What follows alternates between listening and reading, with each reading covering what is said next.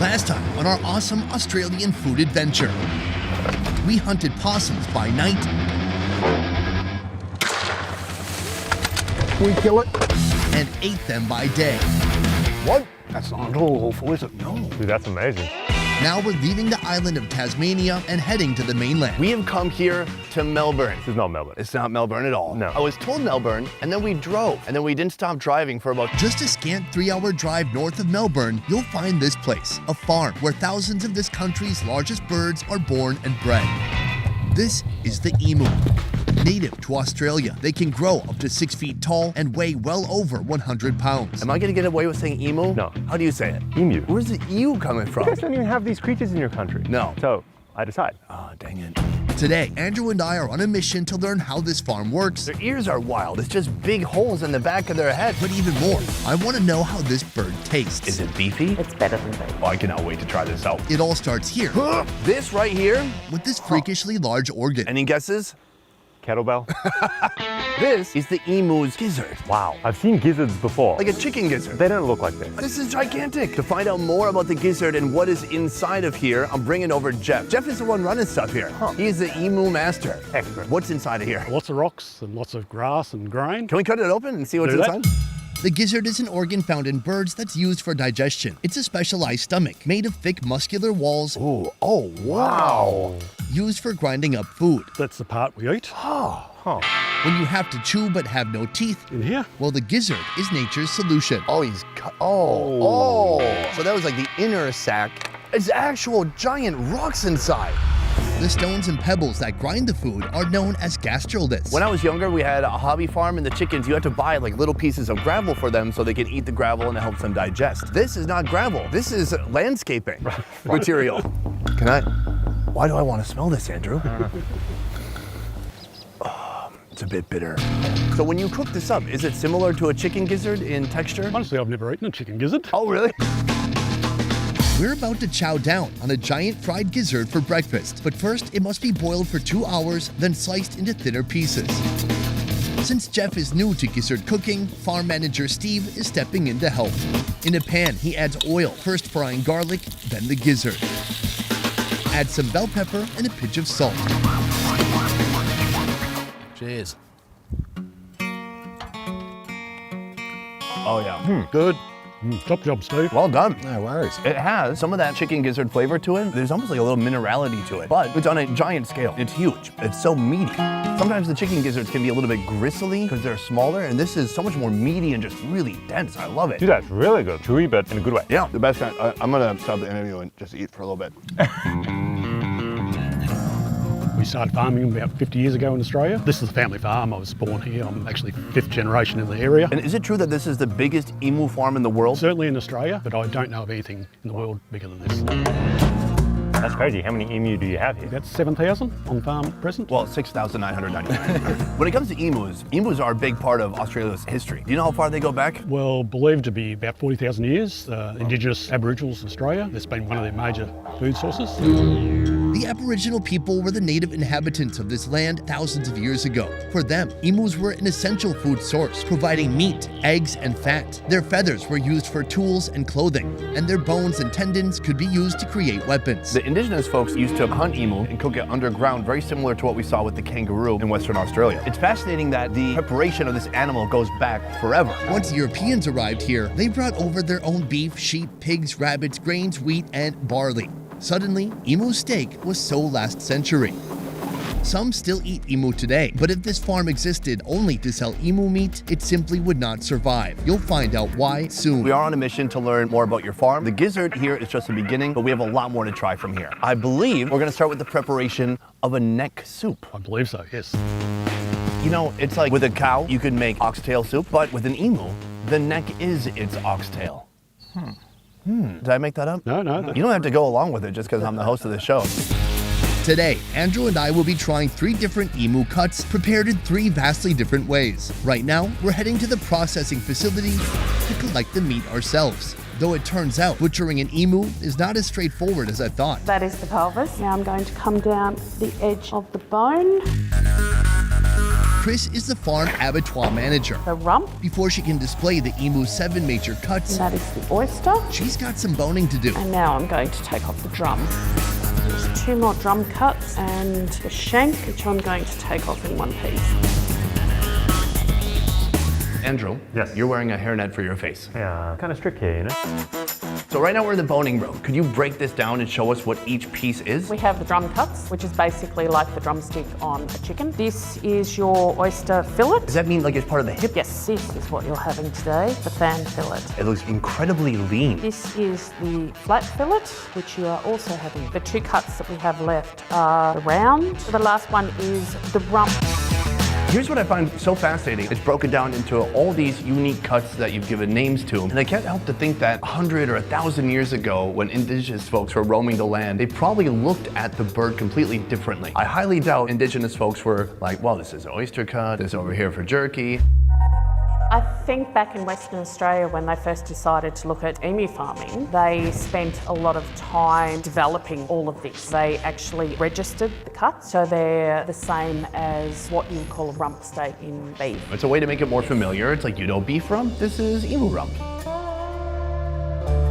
There's a ton of meat here. I mean, this is just one half of the animal, right? How much meat comes off one emu? Around 11, 12 kilos of actual meat. Wow. That said, what does emu taste like? Is it beefy? It's better than beef. Oh, I cannot wait to try this out.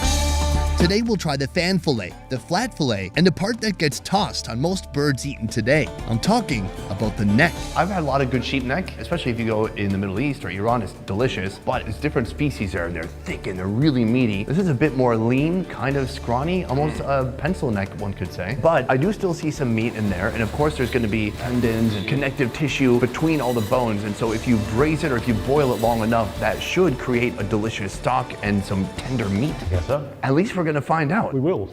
With the bird's exaggerated features, this giant emu neck will be perfect for a stew. So I'm hauling it to the home of Jeff and his wife Jane. She'll know just what to do with it. The emu we saw in the boning room was a little bit more bony, I could say, but I didn't realize how much meat there really could be around the bones. So that looks awesome. Our emu neck stew begins by caramelizing onions, then browning the emu neck pieces. Add some chicken stock, potatoes, carrots, pumpkin, and peppers before closing the lid. We have our emu neck that's gonna braise for a few hours, and then we're gonna come back and try it out. In the meantime, we're gonna do a tour of this farm. I want to get into the life cycle. My biggest question is, if you go from a sheep farm to an emu farm, do you start with the chick or with the egg? We started with 2-year-old birds and then bred on from there. How many birds did you start with? I would have only had 10 or a dozen. So these are all cousins. No, I brought in. Let's start from the beginning. These large green emu eggs take 7 weeks to hatch. Then the hatchlings require 4 more weeks to look like this. This pen here, they're about 6 months old. We normally don't process birds till they're about 2.5-year-old. Oh, really? wow. 2.5? These guys have got a long way to go. After 9 months, the emus head out here, where they're introduced to a vast landscape to roam free.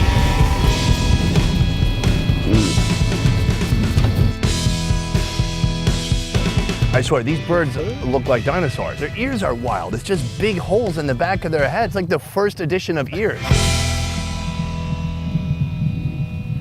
First of all, this sound, it feels like a deep roaring rumble through this big audience of emus. So these are all 18 months old, coming into their first year of breeding, and that's their mating call. That is a terrifying mating call. If I heard that, I would pee my pants a little bit. I would be like, hi. These emus need 30 months to reach market weight. From here, most will head to the slaughterhouse, while a fortunate few will be moved to the breeding pens. I'm really curious about, oh God, bit me. You're making it hard. I'm gonna actually choke you out. I'm curious about emu meat as an industry. Is emu meat something you could just find at the supermarket? Most of the meat is sold in restaurants. It's very limited. We're only producing, say, 50 tonne of emu meat in Australia a year, but we export the oil. The oil is the whole industry.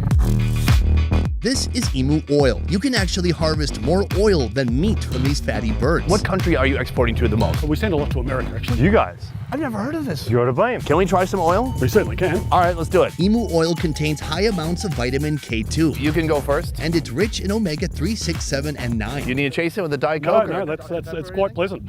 It also has anti-inflammatory properties. Ah. It's hypoallergenic, antibacterial, and a bunch of other stuff. Could you pour me? Here, I got a spoon here. Those who purchase it take it as a daily supplement. Oh, rich, oily, but a very neutral flavor. I thought it would be funky or gamey or weird in some way, but no, it just tastes pretty neutral. Huh, that is the oddest flavor. You're right, it's hard to describe because it's really smooth. But you don't really take a spoon of that each day, do you? Capsules. Capsules, that's the way to go. So I understand most of the money in this industry is in the oil, but we're interested in the meat. That's right. Stop it. Oh, dude, let's get out of here. Yeah, and mostly we should leave.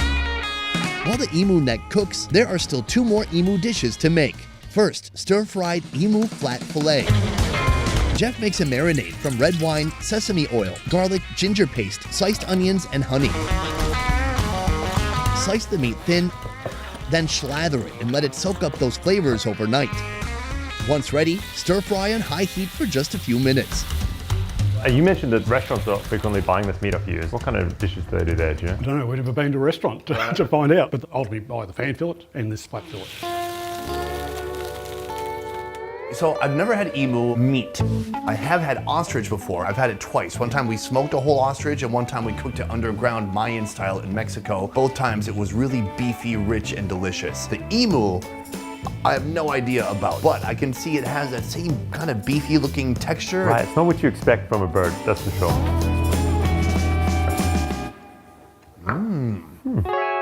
Lean but soft. I would say the texture does feel really beefy. What was notably different than typical beef is there was no sinew, there was no like intersection of muscle. It was just this big piece of muscle. It's so crazy that it's such a lean bird despite the amount of like fat that's on the body. Jane, how many times a week are you eating emu? I'd say at least 3 or 4. So you're not sick of it? No, because you can cook it so many different ways. Yeah, this is delicious. Earlier when it was being boned, Chris put some aside and she said that's for trim, which is being ground up and given to who? Oh, that goes into pies and pasties. That's the first thing that's always sold. Are they advertising like an emu pie, emu meat? Oh yeah, certainly. Oh wow. It's starting to. Yeah, it's starting to. This was our first taste of the meat, but we have a couple more dishes, including the emu neck soup. Wow. Dish number 2, oven roasted fan fillet. Simple and straightforward. Jeff rubs the meat with salt, pepper, and herbs, then tosses it into the oven to roast. This looks amazing. It's really remarkable. I mean, I think if you brought most people here, sat them down and said, look at what this is, they'd be like, oh, beef, I guess. Right. I mean, maybe not that. Well, I don't know. Yeah, I don't know. This is emu neck soup. It looks super fascinating. It is kind of like an oxtail, but even maybe a little bit more bony. We're gonna get into that last. Oh. Here, yes, very thinly sliced fan fillet. Super lean. It looks amazing.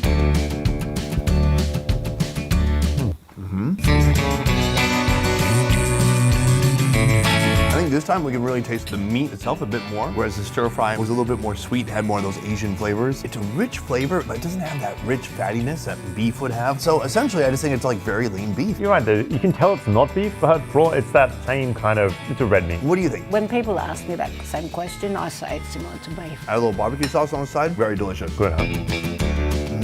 I like how the wine cuts through I just like it has alcohol in it. I think we should talk about this right here. Oh my God. It's wild because you can see like the vertebrae as they move upward, and I want to see if I can peel off some of this meat with my teeth. Cheers. That falls off. Oh, wow. Oh, yeah. Really tender. It's just all about the ratio of fat, and there's tendon and collagen all in there kind of mixed in and broken down. There's a lot of meat on this neck. You guys don't usually do this, so what do you typically use the neck for? In pet food. Yeah, that makes sense. I'm blown away. That's really good. And I think it's a good way to eat it too on the bone. It's like more rewarding to kind of peel it off yourself. Do you think the meat will ever become viable as something people could just pick up in supermarkets? Do you think it'll ever get to that level? Most of the meat that we're producing now is going to the restaurants already. All last year's meat has been sold mostly. Would you welcome a big onslaught of new farmers taking on emu? Yeah, there's room. You think there's room in the market still? Yep. Yeah, it is kind of almost a novelty, you know, that it isn't a staple in supermarkets. It really would be a good thing to see if it became more commonplace. What would it take for that to happen? It sounds like the demand is there. It's going very well. So if the demand is there, why aren't more people getting into this? A long-term thing to get into. By the time you get an egg, it's 3 years before you get a profit. Most people can't sustain the losses and expenses to get up and running. It's taken me 30 years to get to the stage I'm at. For you, what is your goal? What is the next step? I want to get the product out there because I think it's a wonderful product. It has great health benefits for people. I just want to get it out there. Eventually retiring. Jeff, Jane, this has been an incredible experience. Thank you so much. Thank you for coming. Thank you for coming. Elevate your style with our brand new clothing collection. Rock out in our threads, feel the thrill of culinary adventures, and celebrate with us in style. Head on over to beffers.shop today. We are right now in the boning room? Yes. That's what I call my, that's not what I call my bedroom. Sorry, I need to start this over. Do you have HR here? Because I want to report myself. These are the adult emus, is that correct? That's correct. These guys are about 18 months old. Oh, that's better. You have a way with them. You don't strangle them every time? They literally don't care. No, okay. I hate you! It's just like, what's up? It's sort of like working with you instead of Calvin. You don't try to, perform or do a great job or anything. You're very understated. Right. Boom, guys, that is the end of this entire Australia series. Hey, I want to say thanks to our producers for making an impossible, brutal, inhumane schedule. Thanks, guys. That was wild, man. Some really, really cool stuff. And I want to say a huge thank you to my man, Andrew here. Andrew? Thank you. That was fun. I mean, I'm tired as fuck, but that was fun. He has his own YouTube channel focusing on culture, travel, and food. So please go check out Andrew's channel right now and see what shenanigans he's up to, huh? Otherwise, until next time, a peace.